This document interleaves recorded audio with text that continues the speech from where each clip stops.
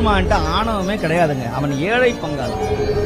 பன்றிக்கு பால் கொடுப்பான், குருவிக்கு முத்தி கொடுப்பான், வானபத்தருக்காக விறகு வியாபாரம் செய்வான், செண்பக அபிஷேக பாண்டியனுக்காக மாணிக்க வந்து விற்பான், தான் கொடுத்த வாக்கை காப்பாற்றுங்கிறதுக்காக தன்னுடைய சேடி பெண்களுக்காக தானே வளையல் மாட்டி விடுவான், கல்யாணிக்கு கரும்பு கொடுப்பான், அடியாருக்காக பிட்டுக்கு மனுஷன் வந்து பிறம்படியும் படுவான். எளிமையான கடவுள் சிவன். அவன் ஆணவமே கிடையாது, தான் அகம்பாவம் கிடையாது. ஆணவமா இருக்கிறவன அடிக்காம அவன் முன்னாடி நான்கிற திமிரோட போனீங்கன்னா உங்களை நசுக்காம முயலகன் மாதிரி அப்படி நசுக்கி மேல ஆடுவான். அவன் முதுகில் நின்று ஆடுவான். முயலகன் முதுகில் நின்று அப்படி ஆடுவான்.